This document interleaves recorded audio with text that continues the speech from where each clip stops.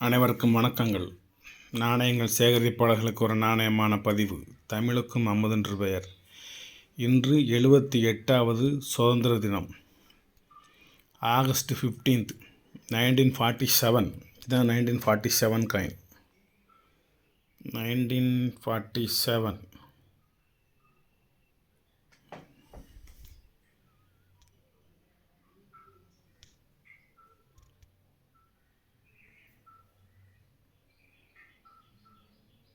One by two anna.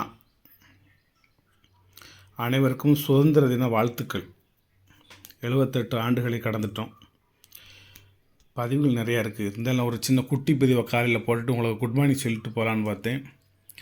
42, 43, 44, 45 கிடையாது, 46, 47. இந்த 5 coin மட்டும் ஒரு செட் காயின்.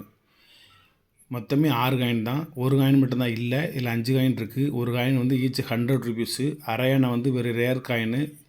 நம்மகிட்ட வந்து ஒரு 80%, 90% கண்டிஷனால் தான் இருக்கும் எல்லா காயினுமே.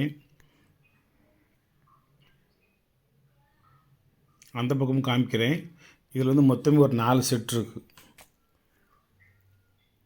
ஒரு அட்டை 20 காயின். மொத்தம் டோட்டலாக 4 செட்டு. 43, 44, 46, 47. இந்த மாதிரி நான் அந்த பக்கம் மன்னர்களை காமிக்கவா? இந்த லைட் வந்து ரொம்ப கிளாரிட்டிக்கு எப்படி போட்டாலும் நமக்கு சரியாக செட் ஆக மாட்டேங்குது. இது பின்னால் மன்னர்கள்னு இல்லை, மன்னர் சார்ஜ் 6th கிங் எம்பரர்.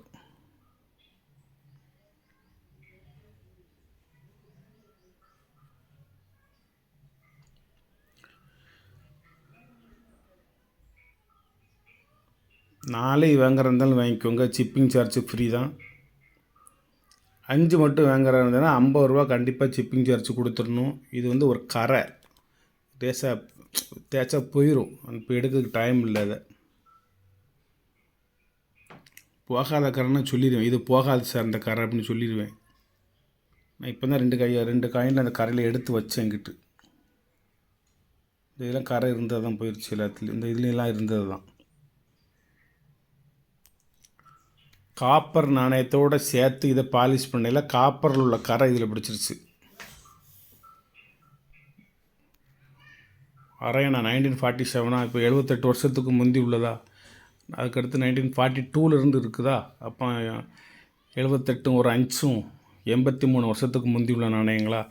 இந்த அளவு கண்டிஷனாக கிடைக்கிறதே பெரிய விஷயம். இது அரையணை மட்டும் ஒரு செட் வச்சுருக்கேன். இதில் ஒரு அணை வேணும்னா தனியாக இருக்குது, 2 அணாஸ் வேணும்னா அங்கே தனியாக இருக்குது. எல்லா இயரும் இருக்கும். 100 ரூபா, 150 ரூபா, 200 ரூபா கண்டிஷனை பொறுத்து, காயினை பொறுத்து, இயரை பொறுத்து அதில் விலை போட்டிருப்பேன். நம்மளோட சொந்த பொருள் தான், அதனால் யாரும் கூட குறைய கேட்டாலும் கொடுத்துருவேன். ரொம்பவும் குறைச்சி கேட்கக்கூடாது.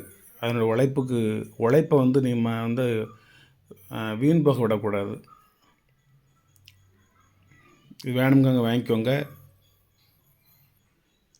எல்லோரும் சுதந்திரமாக இருங்க. சுதந்திரமாக இருக்குன்னா மனம் விட்டு பேசுங்கன்னு அர்த்தம். பனியனும் ஜட்டியோட மட்டும் ரோட்டில் அலைகிறதுக்கு பிறகு சுதந்திரம் கிடையாது. ஆடை குறைப்பு சுதந்திரம் கிடையாது. பொது இடங்களில் மது அருந்துவது சுதந்திரம் கிடையாது. பொது இடங்களில் புகைப்பிடிப்பது சுதந்திரம் கிடையாது. பொது இடங்களில் அவதூறாக பேசுவது சுதந்திரம் கிடையாது. என்ன வேணாலும் நீங்கள் பேசலாம் அப்படிங்கிறது சுதந்திரம் கிடையாது. எப்படி வேணாலும் நடக்கலாம் அப்படிங்கிறது சுதந்திரம் கிடையாது. என்ன பிஸ்னஸ்னாலும் பண்ணலாம் அப்படிங்கிறது சுதந்திரம் கிடையாது. எங்கு வேண்டுமானாலும் செல்லலாம் அப்படிங்கிறது சுதந்திரம் கிடையாது. ஏன்னா தடை செய்யப்பட்ட இடத்துல நீங்கள் போகக்கூடாது. இந்த இடம் தடை செய்யப்பட்ட பகுதி, இது இராணுவம் சம்மந்தப்பட்ட இடம், இங்கு அத்துமீறி நுழையக்கூடாதுன்னு எழுதியிருந்தால் அங்கே போகக்கூடாது. எனக்கு சுதந்திரம் இருக்குது, அப்படித்தான் போவோம்னு சொல்லி கால் போனால் போக்கெல்லாம் போகக்கூடாது. என்ன தொழில்னாலும் செய்யலாம். ஆனால் போதைப்பொருள் விற்பனை, கள்ள நோட்டுகள் அச்சடித்தல், கள்ள நாணயங்கள் அச்சடித்தல், லாட்டரி சீட்டுகள் அரசால் தடை செய்யப்பட்டதை விற்பனை செய்தல், பான்பராக்கு, கணேஷ் போயில, கூலிஃபு, இது மாதிரி அரசால் தடை செய்யப்பட்ட எந்த ஒரு பொருளையும் விற்பனை செய்வது தவறு. அதுக்கு உங்களுக்கு சுதந்திரம் கிடையாது. சுதந்திரம் உங்களுக்கு கொடுத்துருக்காங்க, அதை எதுக்கு கொடுத்துருக்காங்கன்னு ஒரு கணக்கு வச்சுருக்காங்க. இந்திய அரசியலமைப்பு சட்டம், கான்ஸ்டிடியூஷன் ஆஃப் இந்தியா, நிறைய படிங்க. 1860 லார்டு மெக்காலே என்பவரால் உருவாக்கப்பட்ட அந்த சட்டங்களை நல்லா படிங்க. படிப்பை மாதிரி முக்கியம் உங்களுக்கு வேறு எதுவும் கிடையாது. நீங்கள் நல்லா படிச்சிங்கன்னா, நல்லா பண்புள்ள மனிதனாக வளர்ந்துட்டிங்கனாலே நீங்கள் ஜாதி மதத்தை பற்றி பேச மாட்டீங்க. நான் பேச மாட்டேன், நீங்களும் பேசக்கூடாது, யாரும் பேசக்கூடாது. நல்ல மனிதனாக வளர வேண்டும், அது ஒன்று தான் நமக்கு முக்கியம். டாக்டர் அம்பேத்கர் என்ன சொன்னார் அப்படின்னா, அவர் தான் இந்தியாவில் அரசியலமைப்பு சட்டம் உருவாக்கப்பட்ட ஒரு குழுவின் தலைவராக இருந்தவர். ஒரு சாதாரண மனிதனுக்கு அனைத்து உரிமைகளும் சுதந்திரமும் வழங்கப்பட வேண்டும். அது எதை மாதிரி வழங்கப்பட வேண்டும்னு சொல்கிறாரு. ஒரு இந்திய நாட்டின் அதிபர், ஜனாதிபதி, ஒரு இந்திய நாட்டின் பிரதமர், ஒரு இந்திய நாட்டில் முக்கிய பொறுப்பில் உள்ளவர்களுக்கு இந்த அரசாங்கம் என்ன வசதிகள் செய்து கொடுக்கின்றதோ அந்த வசதிகள் அனைத்தும் ஒரு அடித்தட்ட மனிதனுக்கு கிடைக்க வேண்டும் அப்படிங்கிறாரு.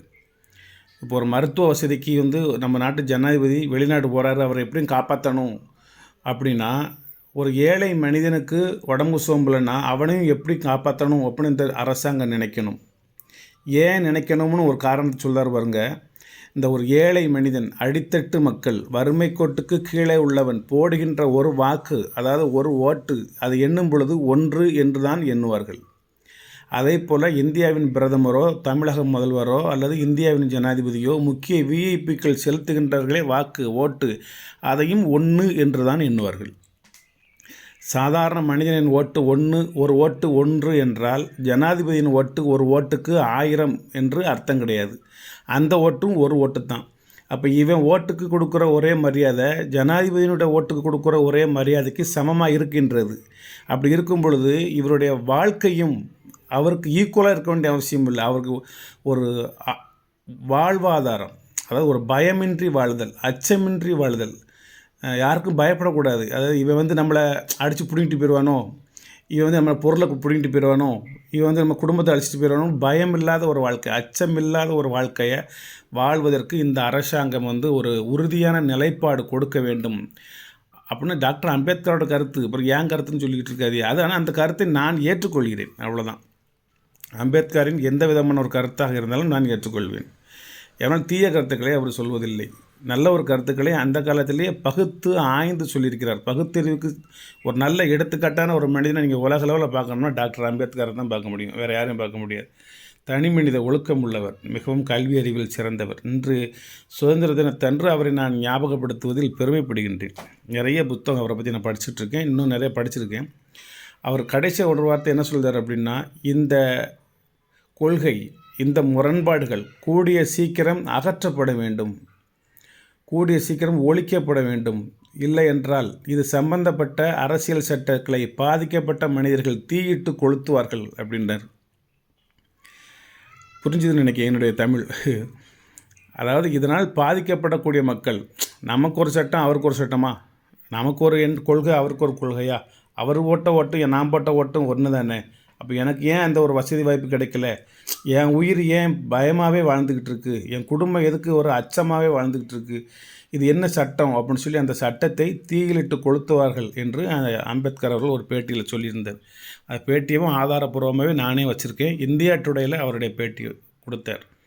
பேட்டி கொடுக்கல, அவருடைய நினைவு நாள் அன்னைக்கு அம்பேத்கரினுடைய அந்த கொள்கைகளை அதில் தெரியப்படுத்தியிருந்தார். அந்த புத்தகத்தின் வாயிலாக தெரியப்படுத்தியிருந்தாங்க. இந்தியா டுடே அப்படிங்கிற புத்தகத்தையும் வச்சுருக்கேன். நான் அடிக்கடி எடுத்து அதை படித்து பார்த்துக்கிடுவேன். நன்றி. நான் வேறு எதையோ சொல்ல வந்தேன், வேறு எதையோ சொல்லிகிட்டு இருக்கேன். சரி, 1947 ஆகஸ்ட் 15 இந்த சுதந்திர தினத்தை அன்று இன்றும் கொண்டாடி அனைவரும் மன மகிழ்ச்சி அடைந்து சுதந்திரமாக இருப்போம். நல்லவேளை அம்பேத்கரை பற்றி பேசினேன். ஏன்னா வேறு எண்ணங்கள் திசை மாறி போயிடுச்சுன்னா கொஞ்சம் டென்ஷன் ஆயிரும். ஏன்னா அப்படி போயிட்டுருக்கு நாடு. அதனால் இது நல்ல வேளை ஒரு கல்வி சம்பந்தப்பட்ட ஒரு மனிதரை நினைத்ததில் பெருமை கொள்வோம். நன்றி, வணக்கம், வாழ்த்துக்கள். சப்ஸ்கிரைப் பண்ணுங்கள், ஷேர் பண்ணுங்கள், லைக் பண்ணுங்கள், கமெண்ட் பண்ணுங்கள்.